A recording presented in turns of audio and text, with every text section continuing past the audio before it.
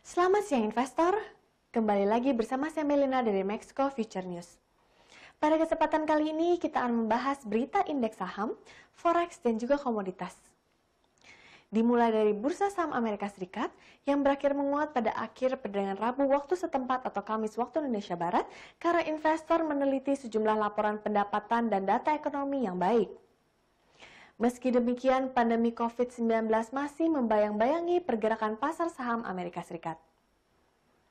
Kamis 6 Agustus 2020, indeks Dow Jones Industrial Average naik 373,05 poin atau 1,39% menjadi 27.201,52.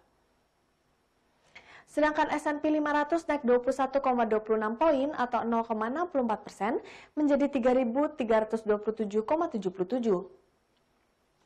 Indeks komposit Nasdaq meningkat 57,23 poin atau 0,52% menjadi 10.998,40.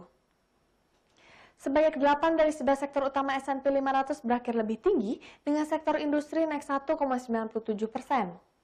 Sementara sektor utilitas turun 1,25%, kelompok dengan kinerja terburuk.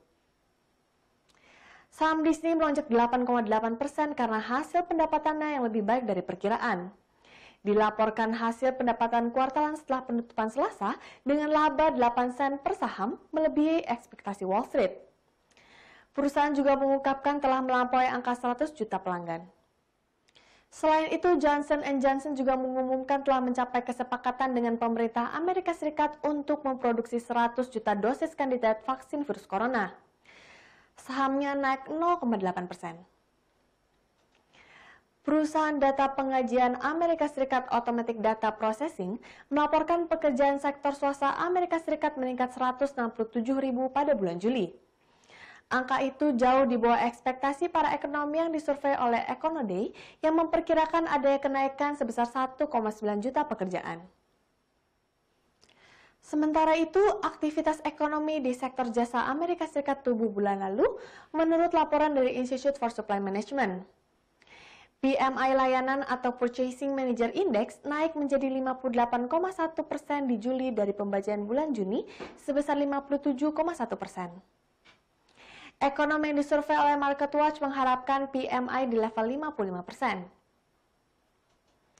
Sedangkan dolar Amerika Serikat jatuh terhadap sekeranjang mata uang utama lainnya pada akhir perdagangan Rabu waktu setempat atau Kamis waktu Indonesia Barat.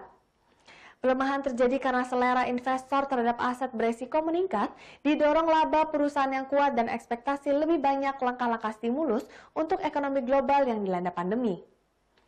Indeks dolar Amerika Serikat yang mengukur kekuatan greenback terhadap 6 mata uang utama lainnya turun 0,334% pada 92,84. Tetapi sebelumnya mendekati level terendah lebih dari 2 tahun di angka 92,59. Data ADP yang lemah pagi ini menunjukkan bahwa Amerika Serikat melihat kelemahan lebih lanjut ketika payroll non-pertanian dirilis pada hari Jumat. Ini membenahi prospek dolar relatif terhadap mata uang utama lainnya.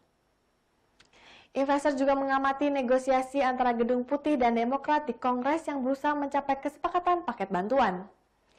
Para pejabat menunjukkan kemajuan setelah lebih dari seminggu pembicaraan, dengan beberapa mengatakan mereka menganggap Jumat sebagai tenggat waktu untuk mencapai kesepakatan atau membatalkan pembicaraan.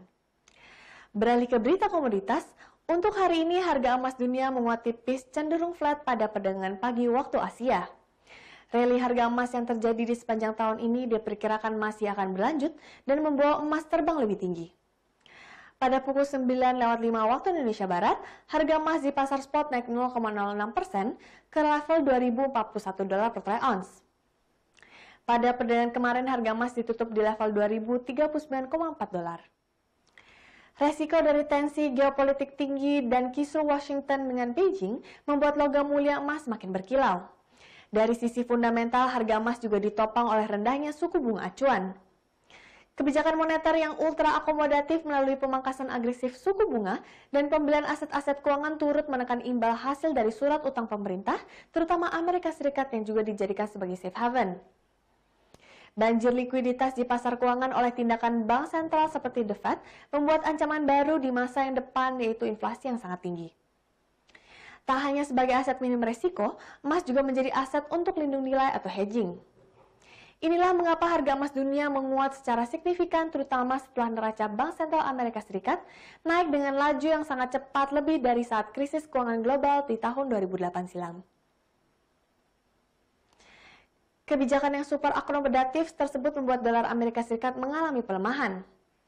Pelemahan greenback yang tercermin dari indeks dolar yang saat ini berada di level terendah dalam 2 tahun membuat emas melambung ke level tertinggi. Faktor fundamental inilah yang membuat analis, ekonom, dan pelaku pasar dan investor bullish memandang prospek emas untuk jangka menengah dan panjang. Kendati harga emas sudah sentuh level tertinggi sepanjang masa, stop level untuk emas selanjutnya diramal beragam oleh berbagai pihak. Stop level terdekat setelah level 2000 berhasil ditembus adalah $2.200. Selanjutnya ada Bank of America dan RBC Capital yang meramal harga emas akan melambung hingga $3.000 per troy ounce. Harga minyak untuk hari ini naik ke level tertinggi sejak awal Maret pada akhir perdagangan Rabu waktu setempat atau Kamis waktu Indonesia Barat. Penguatan terjadi setelah persediaan minyak mentah Amerika Serikat turun tajam dan dolar melemah, tetapi infeksi virus corona yang meningkat membuat investor khawatir tentang prospek permintaan. Hari ini harga minyak mentah berjangka Brent untuk pengiriman Oktober naik 74 sen atau 1,7% menjadi $45,17 per barrel.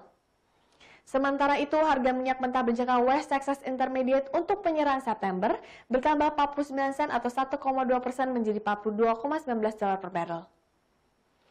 Kedua kontrak minyak ini naik lebih dari 4% pada awal sesi.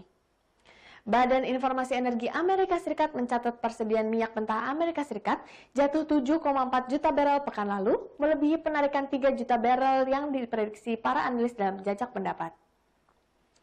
Harga minyak juga mendapat dukungan dari tanda-tanda pembicaraan antara Gedung Putih dan Demokrat di Kongres mengenai paket bantuan baru virus corona membuat kemajuan, meskipun kedua belah pihak masih berjauhan.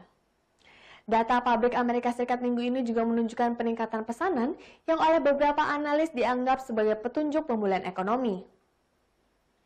Aktivitas bisnis zona euro kembali ke pertumbuhan moderat pada bulan Juli ketika beberapa pembatasan yang diberlakukan untuk menghentikan penyebaran COVID-19 diperlonggar. Sekian berita seputar indeks saham, forex, dan komoditas untuk hari ini. Saya Melina pamit undur diri, terima kasih dan sampai jumpa lagi.